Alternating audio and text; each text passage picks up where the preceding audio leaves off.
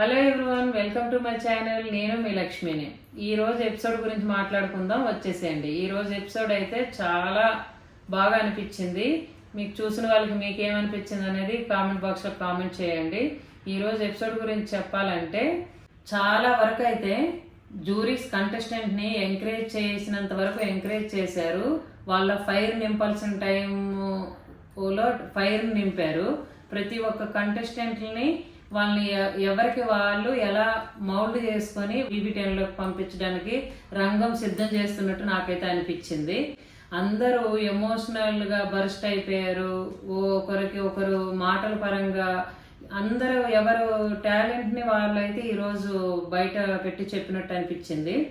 ఇంకా ఎపిసోడ్ స్టార్టింగ్కి వస్తే ఒక నలుగురు వీక్ కంటెస్టెంట్, అంటే వాళ్ళకి గేమ్స్ లో ఇంతవరకు ఏ రకంగా పార్టిసిపేట్ చేయలేని వాళ్ళని ఒక నలుగురిని అయితే పిలిచారు. వీళ్ళ నలుగురికి మీకన్నా లీస్ట్ పర్ఫార్మెన్స్ ఎవరు అనేది పాయింట్స్ పెట్టమంటే చరణ్ అన్నమాట దీపక్ గురించి పాయింట్ పెట్టాడు. అదైతే వాల్యుబుల్ అనిపించింది. బాగా అయితే రోహిత్ గురించి పాయింట్ పెడితే చాలా కామెడీగా అనిపించింది. రోహిత్ గురించి బాగా చెప్పినప్పుడు, అంటే తినకన్నా తన వీకెస్ట్ అని చెప్పినప్పుడు తిన ఓవర్ కాన్ఫిడెన్స్ ఎంత ఉందో అనేది అక్కడ తెలిసింది. హేమంత్ అపూర్వ గురించి చెప్పాడు. ఇంకా ప్రియా అన్నమాట అమన్ గురించి చెప్పింది. ప్రియా అమన్ గురించి పాయింట్ పెట్టినప్పుడు కూడా కొంచెం కామెడీగానే అనిపించింది. ఫస్ట్ నుంచి కొంచెం ప్రియాకి అమన్ మీద అయితే కొంచెం పాజిటివ్ వైబ్ అయితే లేదు. ప్రతి విషయంలోనూ అమన్ని పాయింట్ చేస్తుంది. ఇక ఈ నలుగురు ఇలా ఇది చేసిన తర్వాత ఆపోజిట్ వాళ్ళని డిఫెండ్ చేసుకొని ఇదైన తర్వాత ఈ రోజు టాస్క్ అయితే అసలు భలే ట్విస్ట్ల మీద ట్విస్ట్లు అనే చెప్పాలి. ట్విస్ట్ మీద ట్విస్ట్ అలా జరిగింది టాస్క్. టీమ్ వర్క్ అనేసి ఒక గేమ్ పెట్టారు. దాన్ని ఎలా అంటే కార్డ్స్ ఇచ్చారు. ఆ కార్డ్స్ తీసుకుని ఎవరైతే గ్రూప్ గా ఫామ్ అవుతారో వాళ్ళు ఒక నలుగురు అని అలాగా 3 టీంలు అయ్యారు. కార్డ్స్ ఎవరికైతే దొరకలేదో ఎవరినైతే ఈ 3 గ్రూపుల్లోకి తీసుకోని వాళ్ళు ఒక 3 మిగిలిపోయారు.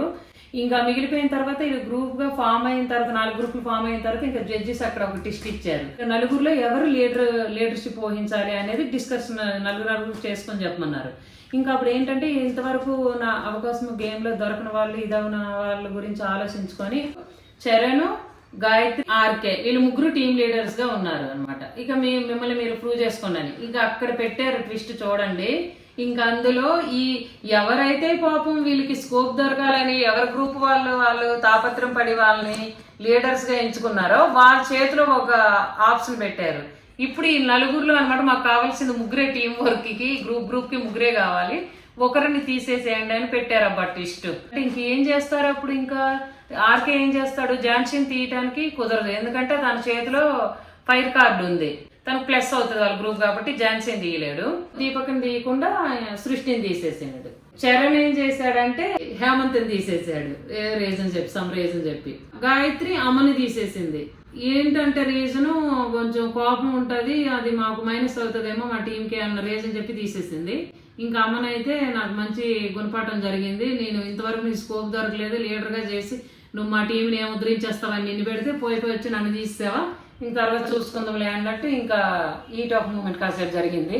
ఇంకా ఆ టాస్క్ విన్ అయితే ఇంకా ఝాన్సీ టీం అయితే విన్ అయింది. ఇంకా ఆల్రెడీ ఝాన్సీ వాళ్ళ టీం కి ఆ 5 కార్డు వల్ల ఇంకా అడ్వాంటేజ్ వచ్చింది. ఒక 3 బ్లాక్స్ అనమాట ఆల్రెడీ ముందే అనమాట పెట్టి ఇదయ్యారు. కానీ అయినా కూడా ఆ 3 బ్లాక్స్ పెట్టి ఎక్కడికి వెళ్ళినా ఈ దీపక్ లక్ ఏంటో గానీ ఎందులోకి వెళ్తే అందులోకి అలా వెళ్ళిపోతున్నాడు అంతే, చేసేది ఏమి ఉండదు. కానీ లక్ బేస్ బాగా అనమాట కలిసి వస్తుంది దీపక్కి.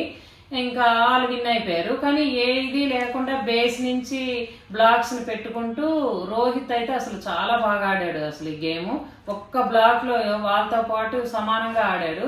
దానివల్ల వాల్యుబుల్ ప్లేయర్ గా రోహిత్ ని సెలెక్ట్ చేశారు. నిన్న ఎపిసోడ్ లో కూడా ఇంకా రోహితేని అసలు గేమ్స్ విషయంలో ఆట విషయంలో రోహిత్ అయితే చాలా దూసుకొని వెళ్తున్నాడు నన్ను అడిగితే.